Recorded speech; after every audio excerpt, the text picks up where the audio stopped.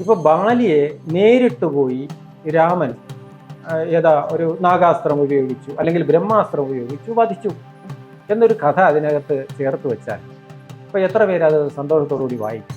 സീതാപരിത്യാഗവും ബാലിവധവും ശംഭൂകവധവും ഒക്കെ ഒഴിവാക്കി വാൽമീകിക്ക് രാമായണം എഴുതാമായിരുന്നു. അത് എഴുതിയില്ലല്ലോ. അപ്പൊ എഴുതാത്തതിന്റെ പിന്നിൽ എന്തോ വാൽമീകിക്ക് ഒരു ദുരുദ്ദേശം അല്ലേ? ബാലി വളരെ ഭംഗിയായിട്ട് രാമനെ ദുഷ്ടനെന്നും ശഠനെന്നും ദശരഥൻ ഇങ്ങനെ ഒരു പുത്രൻ ഉണ്ടായിപ്പോയല്ലോ എന്നൊക്കെ പറയുന്നുണ്ട് ബാലി. ഹനുമാൻ സ്വാമി വിദ്യകളെല്ലാം പഠിച്ചത് 64 ദിവസം സൂര്യനോടൊപ്പം സഞ്ചരിച്ചിട്ടാണ്, പിന്തിരിഞ്ഞ് സഞ്ചരിച്ചിട്ടാണ്. അത്ര മിടുക്കനാണ് ഹനുമാൻ. രൂമയെ ബലാത്കാരേണ ഭാര്യയായി വെച്ചു. അപ്പൊ ഇത് വളരെ സങ്കടമാണ്. ഇപ്പൊ രാമൻ നേരിട്ട് പോയി ഭാര്യയോട് യുദ്ധം ചെയ്തു എന്ന് വിചാരിക്കാം. ഒരു കാര്യം ഉറപ്പാണ്, രാമന്റെ പകുതി ശക്തി കൂടെ ആർക്ക് കിട്ടും? ബാലിക്ക് കിട്ടും. രാമൻ പരാജയം. ഇപ്പൊ രാമായണത്തിലെ ബാലിവധം, അത് ശരിക്കും ഈ ബാലിയെ രാമൻ ഒളിഞ്ഞിരുന്ന് അമ്പെയ്ത് കൊന്നു. അപ്പൊ രാമായണ വിമർശകർക്ക് കിട്ടിയ മൂർച്ചയേറിയ ഒരു ആയുധമാണ് ഈ ബാലിവധം എന്നുള്ളത്. അപ്പൊ തീർച്ചയായിട്ടും ആദ്യമായിട്ട് കേൾക്കുന്ന ഒരാളിന് ഒളിച്ചിരുന്നു കൊന്നു, രാമൻ ഭാര്യയെ ഒളിച്ചിരുന്നു കൊന്നു കേൾക്കുമ്പോൾ തന്നെ ആളുകൾക്ക് രാമനോട് വളരെ പുച്ഛം തോന്നാനുള്ള സാധ്യത കൂടുതലാണ്. ഇപ്പൊ ഈ വാൽമീകിയും വ്യാസനുമൊക്കെ ഒരു കാവ്യം രചിക്കുമ്പോൾ അവരിപ്പോ ഇതിഹാസത്തിന്റെ രണ്ട് കർത്താക്കളാണ് വാൽമീകിയും വ്യാസനും. അപ്പോൾ ഒന്ന് മഹാഭാരതത്തിനകത്ത് ധാരാളം സന്ദർഭങ്ങളുണ്ട്. എന്താണ്, നമുക്ക് ധർമ്മപുത്രരെ വിമർശിക്കാം, ശ്രീകൃഷ്ണനെ വിമർശിക്കാം, പാഞ്ചാലിയെ വിമർശിക്കാം. അപ്പൊ ഇതിനകത്തുള്ള സത്കഥാപാത്രങ്ങളെ എല്ലാം വിമർശിക്കാനുള്ള എല്ലാ കാര്യങ്ങളും ചേർത്തുകൊണ്ടാണ് ഇതിഹാസത്തിന്റെ സൃഷ്ടി എന്ന് പറയുന്നത്. നമ്മൾ അങ്ങനെ ഒരു കാര്യം ഇല്ലെങ്കിൽ ഇതിഹാസത്തെക്കുറിച്ച് നമ്മൾ ചർച്ച ചെയ്യില്ല. ഇപ്പൊ ബാലിയെ നേരിട്ട് പോയി രാമൻ ഒരു നാഗാസ്ത്രം ഉപയോഗിച്ചു അല്ലെങ്കിൽ ബ്രഹ്മാസ്ത്രം ഉപയോഗിച്ചു വധിച്ചു എന്നൊരു കഥ അതിനകത്ത് ചേർത്ത് വെച്ചാൽ ഇപ്പൊ എത്ര പേര് അത് സന്തോഷത്തോടുകൂടി വായിക്കും? എത്ര പേര് ബാലിയെ എത്ര പേര് ഓർക്കും? അപ്പൊ ഇവിടെ ബാലിയെ ഒളിഞ്ഞിരുന്നു കൊന്നു എന്നുള്ളത് ആണ് ഇന്നത്തെ ആളുകളുടെ ഇടയിലുള്ള ചർച്ച. അപ്പൊ ചർച്ചയ്ക്ക് വേണ്ടി ഋഷി എന്ത് ചെയ്തിരിക്കുന്നു? ഒരു ചൂണ്ടയിട്ട് കൊടുത്തു. അപ്പൊ നമ്മൾ ഇന്നത്തെ ഈ സാംസ്കാരിക നായകന്മാർ ഈ ചൂണ്ടയിൽ കയറി കൊത്തി, എന്നിട്ട് എന്താണ്, അവരവിടെ കിടന്ന് മെഴുകുകയാണ്. ഇപ്പൊ ഞങ്ങൾ വലിയ ഭാര്യയുടെ വശമാണ് ഞങ്ങൾ എന്ന് പറഞ്ഞിട്ട് നമുക്ക് സ്ഥാപിക്കണം. അപ്പൊ അവരതിനെ കൂലങ്കഷമായിട്ട് ചർച്ച ചെയ്ത് അതിൻ്റെ രാമായണത്തിന്റെ യഥാർത്ഥമായ ഉള്ളറകളിലെ വാതായനങ്ങൾ തുറന്ന് പ്രവേശിക്കുമ്പോൾ മാത്രമേ ഇവർക്ക് മനസ്സിലാവൂ ഞങ്ങൾ പറഞ്ഞതെല്ലാം മഹാ അബദ്ധമായിരുന്നു എന്ന് മനസ്സിലാവൂ. അതുകൊണ്ടാണ് ഇപ്പൊ ഇങ്ങനെ ഒരു ചോദ്യം അങ്ങയിൽ നിന്ന് വന്നത്. അത് പബ്ലിക്കിന്റെ ചോദ്യമാണ്, ഇത് ഇന്നത്തെ ജനറേഷന്റെ ചോദ്യമാണ്, ഇന്നത്തെ സാഹിത്യ വിമർശകരുടെ ചോദ്യമാണ്. അതുകൊണ്ട് ഇത്തരം ഒരു ചോദ്യം തീർച്ചയായിട്ടും മറുപടി അർഹിക്കുന്ന ഒരു ചോദ്യമാണ്. നമ്മൾ ജനങ്ങളെ ഇത് പറഞ്ഞ് ബോധവൽക്കരിക്കേണ്ട ഒരു ആവശ്യം കൂടെ ഉണ്ട് എന്നാണ്. അപ്പം ഇത് നേരത്തെ പറഞ്ഞതുപോലെ വേണമെങ്കിൽ സീതാപരിത്യാഗവും ബാലിവധവും ശംഭൂകവധവും ഒക്കെ ഒഴിവാക്കി വാൽമീകിക്ക് രാമായണം എഴുതാമായിരുന്നു. അത് എഴുതിയില്ലല്ലോ. അപ്പൊ എഴുതാത്തതിന്റെ പിന്നിൽ എന്തോ വാൽമീകിക്ക് ഒരു ദുരുദ്ദേശം അല്ലേ? നമ്മൾ ഇന്ന് പറഞ്ഞതുപോലെ ഇന്നത്തെ ആളുകൾ ഇത് ചർച്ച ചെയ്യട്ടെ എന്നുള്ള ഒരു ദുരുദ്ദേശം അദ്ദേഹത്തിന് ഉണ്ടായിരുന്നിരിക്കണം. അല്ലെങ്കിൽ ഇത് ചരിത്രത്തിന്റെ സംഭവമാണ് യഥാതഥമായിട്ട് ചിത്രീകരിച്ചു എന്ന് നമ്മൾ വിശ്വസിക്കണം. യഥാതഥമായിട്ട് കിഷ്കിന്ധയിലെ ബാലികേറ മലയിൽ സുഗ്രീവനും രാമനും കൂടെ കണ്ടുമുട്ടുകയും അവിടെ വെച്ച് അവർ തീരുമാനമെടുക്കുകയും ബാലിയെ വധിക്കാൻ നിശ്ചയിക്കുകയും ചെയ്തു. അങ്ങനെയാണ് ബാലിവധം നടപ്പിലാവുന്നത്. അതും അതിന്റെ പിന്നിൽ ഒരുപാട് കഥയൊക്കെ ഉണ്ട്. ഒളിഞ്ഞിരുന്ന് കൊന്നതിന്റെ പിന്നിൽ പിന്നെ വേറെയും കുറെ ഈ പിന്നീട് ദ്വാപര യുഗം വന്നപ്പോഴത്തേക്കും ശ്രീകൃഷ്ണ അവതാര സമയത്ത് ഇതേ വേടം തന്നെ വന്ന് ശ്രീകൃഷ്ണനെ ഒളിഞ്ഞിരുന്ന് കൊന്നു എന്ന് പകരം വീട്ടി എന്നൊക്കെ ഉള്ള കഥകളൊക്കെ ഉണ്ട്. അതൊക്കെ കഥകൾ പല കഥകളും പല പുരാണങ്ങളിലും പല തരത്തിലൊക്കെയാണ് ചിത്രീകരിച്ചിട്ടുള്ളത്. നമുക്ക് എടുക്കേണ്ടത് ഇവിടെ വാൽമീകിയുടെ രാമായണം മാത്രമാണ്. വാൽമീകിയുടെ രാമായണം മാത്രമേ ഇവിടെ സാധുവായിട്ടുള്ളൂ. കാരണം മൂലകൃതിയെ ബേസ് ചെയ്ത് മാത്രമേ നമുക്കിവിടെ അർത്ഥം പറയാനും നമുക്ക് അതിന്റെ ഒരു വിചിന്തനം നടത്താനും സാധിക്കും. പക്ഷെ നമ്മളിപ്പോ എഴുത്തച്ഛന്റെ രാമായണം എടുക്കുമ്പോൾ നമുക്കറിയാം വാൽമീകിയുടെ രാമായണത്തെ കുറച്ചും കൂടി ഭക്തി നിറച്ചുകൊണ്ടാണ് എഴുത്തച്ഛൻ അധ്യാത്മ രാമായണത്തിലേക്ക് മാറ്റിയിരിക്കുന്നത്. പക്ഷെ അവിടെയും ഈ ബാലിയെ പരാമർശിക്കാതെ പോയിട്ടില്ല. അവിടെയും അതിനെ ഒന്ന് ഗ്ലോറിഫൈ ചെയ്യാൻ എഴുത്തച്ഛൻ ശ്രമിച്ചിട്ടില്ല. തീർച്ചയായിട്ടും. കാരണം എഴുത്തച്ഛൻ അവിടെ ബാലിവധം നടപ്പിലായതിന്റെ പിന്നിലുള്ള കാരണങ്ങൾ പറഞ്ഞിട്ടുണ്ട്. അതെ. ബാലി പറഞ്ഞ വാക്യങ്ങൾ പറഞ്ഞിട്ടുണ്ട്. ഒരു കാര്യം എന്ന് വെച്ചാൽ ഈ ഇന്നത്തെ ഒരു സാഹിത്യകാരനും ഒരു നിരൂപകനും ഒരു വിമർശകനും ബാലി ഉന്നയിച്ച അത്രയും വിമർശനം ഉന്നയിച്ചിട്ടില്ല. ബാലി വളരെ ഭംഗിയായിട്ട് രാമനെ ദുഷ്ടനെന്നും ശഠനെന്നും ദശരഥൻ ഇങ്ങനെ ഒരു പുത്രൻ ഉണ്ടായിപ്പോയല്ലോ എന്നൊക്കെ പറയുന്നുണ്ട് ബാലി. ബാലി വളരെ വ്യക്തമായിട്ട് രാമനെ വിമർശിക്കുന്നുണ്ട്. ആ വിമർശനത്തിനെല്ലാം എന്താണ് യുക്തിയുക്തമായ മറുപടി രാമൻ കൊടുക്കുകയും അത് ബാലിക്ക് വ്യക്തമായി ബോധ്യപ്പെടുകയൊക്കെ ചെയ്തു. അതിനുശേഷമാണ് ഈ ഒരു എന്താണ് നമുക്ക് ബാലിവധത്തിൽ നമുക്ക് ഉത്തരം കണ്ടെത്താൻ സാധിക്കുന്നത്. അപ്പൊ രാമൻ കൊടിയ ഒരു അധർമ്മം ചെയ്തു. ആ അധർമ്മം ചെയ്തതുകൊണ്ട് അദ്ദേഹം വിമർശനീയനാണ് എന്ന് ഈ രാമായണത്തെ ഉപജീവിച്ചെഴുതിയ പല കൃതികളിലും പരാമർശം ഉള്ളത് കൊണ്ടാണ് നമുക്കത് കുറച്ച് എന്താണ് ഗൗരവത്തോടുകൂടി ചർച്ച ചെയ്യേണ്ടി വരുന്നത്. അപ്പോൾ ബാലി വധത്തിൻ്റെ ചരിത്രത്തിലേക്ക് നമ്മൾ അന്വേഷിക്കുമ്പോൾ ബാലിയുടെ ഉൽപ്പത്തി കഥ കൂടെ നമ്മളൊന്ന് അന്വേഷിക്കണം. അപ്പോൾ ഈ ബ്രഹ്മസഭ 100 യോജന വിസ്തൃതിയുള്ള ബ്രഹ്മസഭ, അത് മഹാമേരുവിൻ്റെ മുകളിലാണ്. അവിടെ ബ്രഹ്മാവ് ധ്യാനനിരതനായിരിക്കുന്നു. അപ്പോൾ അദ്ദേഹത്തിൻ്റെ കണ്ണിൽ നിന്നും കണ്ണുനീര് പുറപ്പെട്ടു. അതിൽ നിന്നും ഒരു വാനരൻ ജനിക്കുകയാണ്. അദ്ദേഹത്തിൻ്റെ പേരാണ് ഋക്ഷരജസ്. അപ്പോൾ ഋക്ഷരജസ് എന്ന് പറയുന്ന ഒരു വാനരൻ ജനിക്കുന്നു. അദ്ദേഹം ഇങ്ങനെ ഭൂമിയിൽ കൂടെ നടക്കുമ്പോഴത്തേക്കും വളരെ സുന്ദരമായ കാട്, ആ കാടിൻ്റെ നടുക്കൊരു വളരെ ഭംഗിയാർന്ന വളരെ എന്താണ് സ്ഫടികം പോലെ ഉള്ള ജലമുള്ള ഒരു സരസ്. അപ്പോൾ ഈ സരസിനടുത്തുകൂടെ ഇദ്ദേഹം പോയപ്പോൾ ഇദ്ദേഹത്തിനൊന്ന് മുങ്ങിയാൽ കൊള്ളാമെന്ന് തോന്നി ഇദ്ദേഹം സ്നാനത്തിനായിട്ട് ആ സരസിലേക്ക് ചാടിയിറങ്ങി. വാനരനല്ലേ, അപ്പോൾ ചാടുമല്ലോ. ചാടിയിറങ്ങി തിരിച്ച് അദ്ദേഹം കരകയറുമ്പോഴത്തേക്കും ഒരു അതിസുന്ദരിയായിട്ടാണ് അദ്ദേഹം കരകയറുന്നത്. അപ്പോൾ പുരുഷൻ എന്തായി മാറി? സ്ത്രീയായിട്ട് മാറി. അപ്പോഴത്തേക്കും സൂര്യഭഗവാൻ ഇത് കണ്ടു. സൂര്യഭഗവാന്റെ തേജസ് സ്രവിക്കുകയും അത് ഇദ്ദേഹത്തിൻ്റെ ഗ്രീവത്തിൽ വീഴുകയും ചെയ്തു. അതുപോലെ ഇന്ദ്രനും കണ്ടു. ഇന്ദ്രന്റെ തേജസ് സ്രവിച്ചിട്ട് അതെന്ത് ചെയ്തു? ഇദ്ദേഹത്തിൻ്റെ ഭാലത്തിൽ വീണു. അപ്പോൾ ഭാലത്തിൽ വീണ അദ്ദേഹത്തിൻ്റെ തേജസ് ബാലിയായി മാറി. ഗ്രീവത്തിൽ വീണത് സുഗ്രീവനായിട്ട് മാറി. നമുക്കറിയാം ഈ ഹനുമാൻ സ്വാമി വിദ്യകളെല്ലാം പഠിച്ചത് 64 ദിവസം സൂര്യനോടൊപ്പം സഞ്ചരിച്ചിട്ടാണ്, പിന്തിരിഞ്ഞ് സഞ്ചരിച്ചിട്ടാണ്. അത്ര മിടുക്കനാണ് ഹനുമാൻ സ്വാമി. അപ്പൊ ഹനുമാൻ സ്വാമിക്ക് സകല വിദ്യകളും അറിയാം. അപ്പോൾ എന്താണ് പണ്ഡിതനാണ്, വടുവെന്ന് നിർണയം എന്ന് ഹനുമാൻ സ്വാമിയെ കുറിച്ച് ശ്രീരാമസ്വാമി തന്നെ പറയും. അപ്പൊ മഹാപണ്ഡിതനാണ്.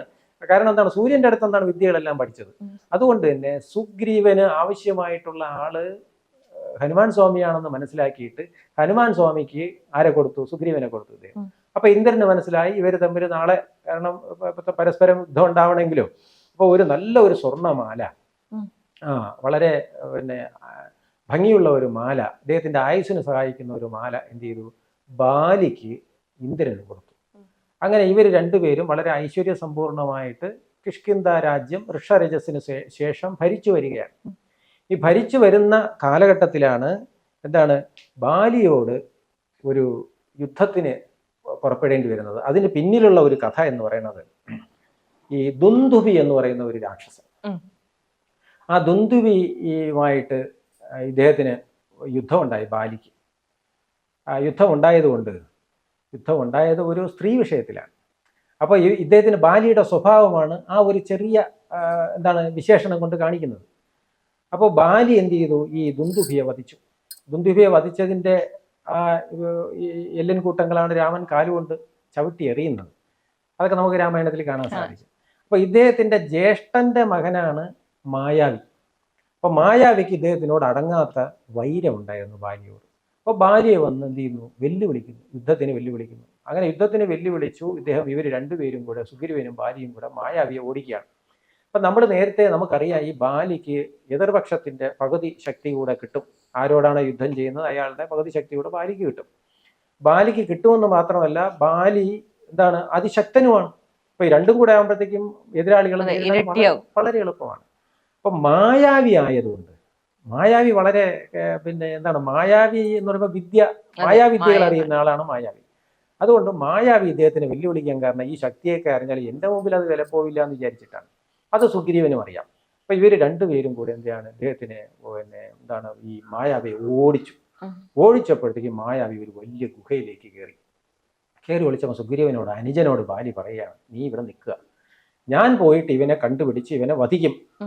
അപ്പൊ നമ്മുടെ എഴുത്തച്ഛന്റെ രാമായണത്തിൽ ഇങ്ങനെ പറയും, ക്ഷീരം വരികിൽ ചോര വരികിൽ എന്നും പറഞ്ഞ് രണ്ട് രീതിയിൽ പറയും. അത് ഇവിടെ നമ്മുടെ വാൽമീകി രാമായണത്തിൽ അങ്ങനെയില്ല. അതിന്റെ പിന്നിൽ വേറെ ഒരു കഥയുണ്ട്. അത് നമ്മൾ ആ ഭാഗത്തേക്ക് നമ്മൾ പ്രവേശിക്കുന്നില്ല. അതിൽ ഒരു നമുക്കതിനെ ഒരു യുക്തിപൂർവ്വം നമുക്ക് അവിടെ അപഗ്രഥിക്കാൻ സാധിക്കും. ഈ ഭാഗം മാത്രം നമുക്ക് ചർച്ച ചെയ്തു പോകാം.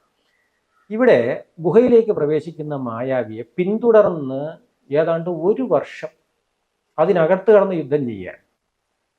അപ്പൊ മായാവിയുടെ മായാശക്തി കൊണ്ട് ബാലിയുടെ ശബ്ദത്തിൽ ആര് നിലവിളിക്കുന്നു? മായാവി നിലവിളിക്കുന്നു.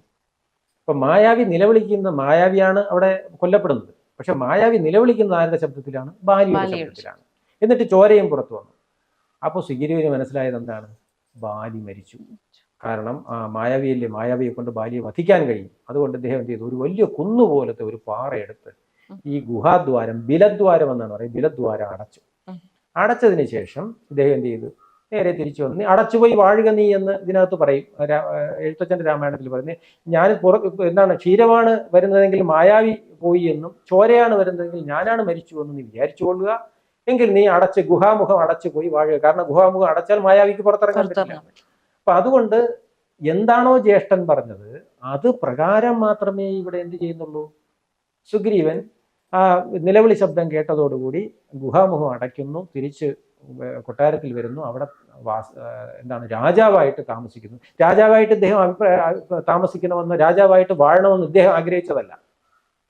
അവിടുത്തെ മന്ത്രിമാരും മറ്റ് പ്രകൃതി സഭയിൽപ്പെട്ട ആളുകളും എല്ലാവരും കൂടെ പറഞ്ഞു, രാജ്യം അനാഥമായി പോകും, 1 വർഷമായിട്ട് നിങ്ങൾ രണ്ടുപേരും ഇവിടെ ഇല്ല, അതുകൊണ്ട് എന്ത് ചെയ്യണം? അങ്ങ് രാജഭാരം ഏറ്റെടുക്കണമെന്ന് പറഞ്ഞു. അപ്പൊ പറഞ്ഞു, എന്റെ ജ്യേഷ്ഠൻ, എനിക്ക് ഉറപ്പില്ല. ഇദ്ദേഹം അതുപോലെ ജ്യേഷ്ഠൻ മരിച്ച കാര്യം പറയുന്നില്ല.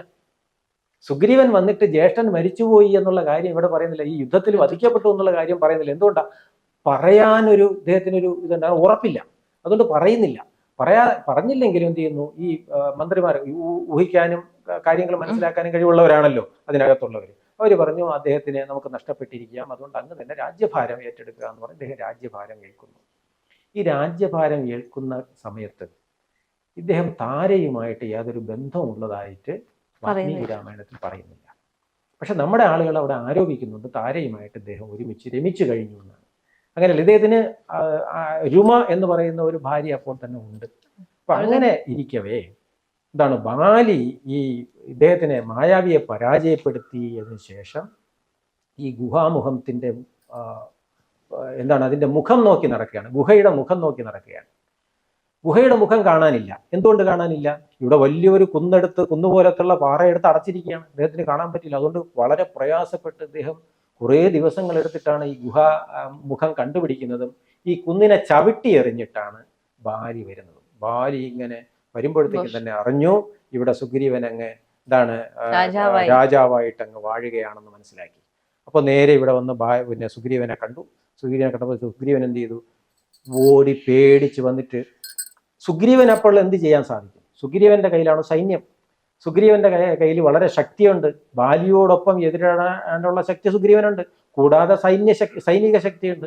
ഇതെല്ലാം വെച്ചുകൊണ്ട് ബാലിയെ പരാജയപ്പെടുത്താൻ സാധിക്കും. പരാജയപ്പെടുത്താൻ സാധിക്കുമായിരുന്നിട്ടും എന്ത് ചെയ്തു? ജ്യേഷ്ഠനോടുള്ള അമിതമായ ഭക്തിയും സ്നേഹവും കൊണ്ട് സുഗ്രീവൻ എന്ത് ചെയ്തു? അദ്ദേഹത്തിന്റെ പാദങ്ങളിൽ തന്റെ കിരീടം കൊണ്ട് വെക്കുന്നു. കിരീടം കൊണ്ട് പാദങ്ങളിൽ വെച്ചിട്ട് പറഞ്ഞു, ഈ നിഷ്കണ്ടകമായ രാജ്യം അങ്ങ് തന്നെ ഭരിക്കണം. അങ്ങ് ഭരിച്ചെങ്കിൽ മാത്രമേ ഈ ജനങ്ങൾക്ക് അത് പ്രയോജനം കിട്ടുകയുള്ളൂ എന്നെല്ലാം പറഞ്ഞു ബോധ്യപ്പെടുത്തിയിട്ടും എന്ത് ചെയ്തു? സുഗ്രീവൻ അവിടെ നിന്ന് ആട്ടിപ്പായിക്കുകയാണ്. ആട്ടിപ്പായിക്കുമ്പോഴത്തേക്കാണ് ബാലികേറാമല, അങ്ങനെ ഒരു സ്ഥലമുണ്ട്. അതിന്റെ പിന്നിൽ വേറൊരു കഥയുണ്ട്. ആ കഥ പ്രകാരമാണ് ബാലിക്ക് അവിടെ കയറാൻ കിട്ടിയ ശാപം അനുസരിച്ച് ആ ബാലികേറാമലയിൽ കയറാൻ പറ്റുകയില്ല. അപ്പൊ ഇദ്ദേഹം എന്ത് ചെയ്തു? ബാലികേറാമലയിൽ പോയി ഒളിച്ചിരിക്കുകയാണ്. ഇവിടെ ചെന്നാലും ഇദ്ദേഹം അല്ലെങ്കിൽ പിടിക്കും. അത് മനസ്സിലാക്കിയിട്ടാണ് അങ്ങനെ ഓടിച്ചിട്ട് ഈ ബാലി എന്ത് ചെയ്തു എന്ന് വെച്ചാൽ, ഇദ്ദേഹം ആദ്യമേ പറഞ്ഞ ഒരു സൂചന കൊണ്ട് നേരത്തെ തരുന്നുണ്ട്. സ്ത്രീലമ്പടനാണ് ബാലി. രുമയെ ബലാത്കാരേണ ഭാര്യയായി വെച്ചു. ആര്? ബാലി. അപ്പൊ ഇത് വളരെ സങ്കടം ഉണ്ടാക്കി. സ്വന്തം ജ്യേഷ്ഠൻ മകളെ പോലെ കാണേണ്ടത്, മകളെപ്പോലെ കാണേണ്ടതായ അനുജ പത്നിയെ ഭാര്യയായി സ്വീകരിച്ചത്, സമ്മതമില്ലാതെ ഭാര്യയായി സ്വീകരിച്ചത് അക്ഷന്തവ്യമായ അപരാധമാണെന്ന് ആർക്കറിയാം? രാമസ്വാമിക്കറിയാം, ബാലിക്കറിയാം, ഹനുമാനറിയാം. സപ്തമതാക്കളെ കണക്ക് കൂട്ടുമ്പോൾ സഹോദരന്റെ ഭാര്യ പിന്നെ അങ്ങനെ പാടില്ല. അതുപോലെ തന്നെ എന്താണ് അനുജന്റെ ഭാര്യ, അതുപോലെ ഒരു സത്തുക്കളായിട്ടുള്ള സ്ത്രീകളോട് അത് പാടില്ല എന്നെല്ലാം അറിയാമായിരുന്ന രാജനിയമങ്ങളിൽപ്പെട്ടതാണ്. അതൊക്കെ നമ്മുടെ സ്മൃതികൾ ഉദ്ഘോഷിക്കുന്ന നിയമങ്ങളാണ്. നമ്മൾ ഇന്നത്തെ കാലത്ത് പീനൽ കോഡ് പോലെയാണ്. അത് പാലിക്കേണ്ട ഭാര്യ എന്താ അത് പാലിച്ചില്ല. അപ്പൊ ഇദ്ദേഹത്തിനെ ആട്ടിപ്പായിക്കുകയും രുമയെ സ്വീകരിക്കുകയും ചെയ്തു. ഇദ്ദേഹം ബാലികേറ മലയിൽ ഇരിക്കുമ്പോഴാണ് രാമന്റെ വരവും. പിന്നെ ഹനുമാൻ സ്വാമിയെ നമുക്കറിയാം, നേരത്തെ സൂചിപ്പിച്ചതുപോലെ പണ്ഡിത ശ്രേഷ്ഠനാണ്. അദ്ദേഹത്തിനെ പോലെ വകതിരിവുള്ള ആള്, വിവരമുള്ള ആള് മറ്റാരുമില്ല. അപ്പോഴപ്പോഴാണ് ഞാൻ കവിയാണല്ലോ എന്നൊക്കെ പറയുമെങ്കിലും ഇദ്ദേഹം യഥാർത്ഥത്തിൽ ആരാണ്? ഇദ്ദേഹം ജ്ഞാനിയാണ്. ജ്ഞാനിയായ ആളായ ഹനുമാൻ സ്വാമി ആരുടെ കൂടെ നിൽക്കുന്നു? സുഗ്രീവന്റെ കൂടെ നിൽക്കുന്നു. എല്ലാത്തിനും സുഗ്രീവന്റെ കൂടെ നിൽക്കുന്നത് ഹനുമാൻ സ്വാമിയാണ്. അപ്പം ധർമ്മം ആരുടെ പക്ഷത്താണെന്ന് അതിൽ കൂടെ നമുക്ക് വ്യക്തമാണ്. മറ്റൊന്ന്, അനിയന്റെ ഭാര്യയെ വേട്ടത് അവിടെ പോലും അങ്ങനെയുള്ള ഒരു രാജാവ് ഭരിക്കുന്ന രാജ്യത്ത് സ്വന്തം അനുജന്റെ ഭാര്യയെ സമ്മതമില്ലാതെ സ്വീകരിച്ച ഒരു രാജാവിൻ്റെ പിന്നെ രാജ്യത്ത് ഇന്നത്തെ കാലത്ത് നമ്മൾ പറയും പോലെ സ്ത്രീ സുരക്ഷയുടെ വലിയ ചോദ്യം ഉണ്ട് അവിടെ. കാരണം എന്ന് പറഞ്ഞാൽ സ്ത്രീ സുരക്ഷ അവിടെ ഉണ്ടാകുമോ? അപ്പൊ ഇദ്ദേഹം രമിച്ച് ജീവിക്കുന്നവനാണ്. അപ്പൊ ഈ ബാലി രാവണനെ പരാജയപ്പെടുത്തിയ ആളാണ്. രാവണനെ പരാജയപ്പെടുത്തിയതിന് ശേഷം ഈ രാവണൻ എല്ലാവരിടത്തും യുദ്ധം ചെയ്തിട്ട് പിന്നെ ഈ ബാലി പിന്തിരിഞ്ഞു നിന്ന് തെക്കോട്ടിരുന്ന് എന്താണ് സന്ധ്യാനാമം ജപിക്കുന്ന സമയത്താണ് പിൻഭാഗത്തുകൂടെ രാവണൻ വരുന്നത്. രാവണൻ വരുന്നത് പുറം കണ്ണുകൊണ്ട് ആര് കണ്ടു? ബാലി കണ്ടു. പുറം കണ്ണെന്ന് പറഞ്ഞു കഴിഞ്ഞാൽ അദ്ദേഹത്തിന് അതിനുള്ള ശക്തിയുണ്ട്. കാരണം പുറകിൽ കൂടെ ഒരാൾ വരികയാണെങ്കിൽ അറിയാൻ പറ്റും. വാല്യ ചുരുട്ടിയെടുത്ത് കക്ഷത്ത് വെച്ചു. കക്ഷത്ത് വെച്ചപ്പോൾ അവിടെ ഇരുന്ന് മാന്തി പറിച്ചു. ഈ സപ്തസമുദ്രങ്ങളിലും കൊണ്ട് മുക്കി. രാവണൻ തിരിച്ച് പിന്നെ വരുമ്പോഴാണ് അയ്യോ ഇതാരാണ് വാലിലിരിക്കുന്നത് എന്ന് പറഞ്ഞ് വാലിനെ എടുത്തു നോക്കുമ്പോഴത്തേക്കാണ് രാവണന് കുമ്പിടുകയാണ് അവിടെ. രാവണൻ കുമ്പിട്ടിട്ടുണ്ട്, അയ്യോ വായുവിനേക്കാളും മഹാവേഗമാണല്ലോ അങ്ങേക്ക്, അങ്ങേ പോലെ ഒരു മഹാശക്തൻ ആരുണ്ട് എന്ന് പറഞ്ഞ് രാവണൻ പുകഴ്ത്തിപ്പാടുകയാണ് ബാലിയെക്കുറിച്ച്. ഇതാണ് ബാലിയുടെ ശക്തി. അങ്ങനെയുള്ള ഈ ബാലിയുടെ സാമ്രാജ്യത്തിൽ ഒരു മാസക്കാലം ഈ രാവണൻ താമസിച്ചിട്ട് അവിടെ എന്താണ്, അവിടെ മധ്യ ചഷകം അങ്ങ് ഇദ്ദേഹത്തിന്റെ മുമ്പിൽ അങ്ങോട്ട് എത്തുകയാണ്. ആരുടെ? ബാലിയുടെ മുമ്പിൽ. അതുപോലെയുള്ള മറ്റു സാഹചര്യങ്ങളും ആര് കൊടുക്കുന്നുണ്ട്? ബാലി രാവണന് കൊടുക്കുന്നുണ്ട്. എന്ന് പറഞ്ഞാൽ ഈ കിഷ്കിന്ധയിലെ ഇദ്ദേഹത്തിന്റെ ഭരണകാലം എന്ന് പറയുന്നത് ഒരു സുഖലോലുപതയുടെ കാലഘട്ടമായിരുന്നു എന്ന് നമുക്ക് പറയാം. സുഗ്രീവൻ അങ്ങനെയുള്ള ആളല്ല. അത് ഇവിടെ നമ്മൾ പിന്നെ എന്താണ് താരയെ സ്വീകരിച്ചു എന്നുള്ളത് ഇല്ല ഒരിടത്തും തന്നെ. അതുകൊണ്ട് തന്നെ നമുക്ക് മനസ്സിലാവും. അങ്ങനെ തുല്യ ദുഃഖിതരായ രാമനും സുഗ്രീവനും തമ്മിൽ കാണുകയും അഗ്നിസാക്ഷിയായിട്ട് ഹനുമാൻ സ്വാമിയുടെ മുമ്പ് വെച്ച് പ്രതിജ്ഞ ചെയ്യുകയും എന്ത് ചെയ്യാണ്? സീതാദേവിയെ തിരിച്ചു കൊണ്ടുതരാമെന്ന് പറയുകയും ചെയ്യും. ഇതാണ് ഇതിൻ്റെ ആദ്യത്തെ സന്ദർഭം. ഇത് കഴിഞ്ഞിട്ടാണ് നമ്മുടെ ചോദ്യത്തിലേക്ക് വരുന്നത്. ചോദ്യത്തിലേക്ക് വരുമ്പോഴത്തേക്കും നമുക്ക് മനസ്സിലാവുന്ന ഒരു കാര്യം ഈ യുദ്ധമാണ്. യുദ്ധം നടക്കുന്ന സമയത്ത് വളരെ ഗംഭീരമായിട്ട് യുദ്ധം നടന്നു. അവസാനം ഒരു മാല ഇല്ലേ, അതൊക്കെ നമുക്ക് കഥയിൽ അറിയാമെന്നുള്ളതെന്ന് എല്ലാവർക്കും ഒന്ന് കേൾക്കുന്ന എല്ലാ പ്രേക്ഷകർക്കും അറിയാൻ പറ്റും. മാല, പ്രത്യേകിച്ച് ഒരു വിശേഷിച്ചുള്ള ഒരു മാല കൂടെ സുഗ്രീവൻ ഇട്ട് കൊടുത്തിട്ട് ആരാണ് എന്ന് തിരിച്ചറിഞ്ഞതിന് ശേഷമാണ് ബാലിവധം ഒളിച്ചിരുന്നുകൊണ്ട് രാമൻ ചെയ്യുന്നത്. അപ്പോഴത്തേക്കും എന്ത് ചെയ്തു? എല്ലാവർക്കും ഇതുവരെ രാമൻ ഉണ്ടായിരുന്ന എല്ലാ ഗുണഗണങ്ങളെയും അധക്കരിക്കുന്ന തരത്തിലുള്ള ഒരു വിമർശനം ഭീരു ചെയ്യുന്നത് പോലെ ഒരാളെ വിട്ട് യുദ്ധം ചെയ്തിട്ട് പുറകെ ഇരുന്നു കൊണ്ട് ചെയ്തു. അപ്പൊ ഇതിനകത്തൊരു മറുചോദ്യം ചോദിക്കാനുള്ളത്, ഇപ്പൊ രാമൻ നേരിട്ട് ബാലി യുദ്ധം ചെയ്തു എന്ന് വിചാരിക്കുക. ബാലി യുദ്ധം ചെയ്യുകയാണെങ്കിൽ ഇദ്ദേഹം ഈ പിന്നെ എന്താണ് മായാവിയുടെ അടുത്ത് തന്നെ ഒരു വർഷത്തോളമാണ് യുദ്ധം ചെയ്തത്. അപ്പൊ ബാലി യുദ്ധം ചെയ്തു കഴിഞ്ഞാൽ ബാലി ജയിക്കും. അപ്പൊ രാമൻ നേരിട്ട് പോയി ബാലിയോട് യുദ്ധം ചെയ്തു എന്ന് വിചാരിക്കാം. ഒരു കാര്യം ഉറപ്പാണ്, രാമന്റെ പകുതി ശക്തി കൂടെ ആർക്ക് കിട്ടും? ബാലിക്ക് കിട്ടും. രാമൻ പരാജയപ്പെടും. അപ്പൊ രാമൻ പരാജയപ്പെട്ട് കഴിഞ്ഞാൽ നമ്മുടെ ഈ അനുവാചകരുടെ അല്ലെങ്കിൽ ഈ വിമർശകരുടെ ഈ നിരൂപകരുടെയൊക്കെ ചോദ്യം എന്തായിരിക്കും? ഇത്ര വിഡ്ഢിയാണോ ഈ രാമൻ? ഇത്രയ്ക്ക് വിഡ്ഢിയാണോ ഈ രാമൻ? എന്താണ് ഈ രാമൻ കാണിച്ചത്? ഈ തന്റെ പകുതി ശക്തി മറ്റേയാൾക്ക് കിട്ടുമെന്ന് അറിഞ്ഞിട്ടും പോയി മുമ്പ് ചെന്ന് പോയി യുദ്ധം ചെയ്തല്ലോ. അപ്പൊ പമ്പര വിഡ്ഢിയായ ചിന്താശൂന്യനായ ബുദ്ധിയില്ലാത്ത ഈ രാമൻ ഇങ്ങനെ ആയിപ്പോയല്ലോ എന്നല്ലേ നമ്മൾ പറയുള്ളൂ. എങ്കിൽ രാമായണം ഇല്ല. പിന്നെ അതോടുകൂടി രാമൻ അവിടെ തീർന്നാൽ പിന്നെ രാമായണം ഇല്ല. അപ്പോ ഇവിടെ എന്താണ്, അവിടെ രാമൻ വിഡ്ഢിയായില്ല. രാമൻ എന്ത് ചെയ്തു? ഒളിച്ചിരുന്ന് പിന്നെ എന്ത് ചെയ്തു? ബാലിയെ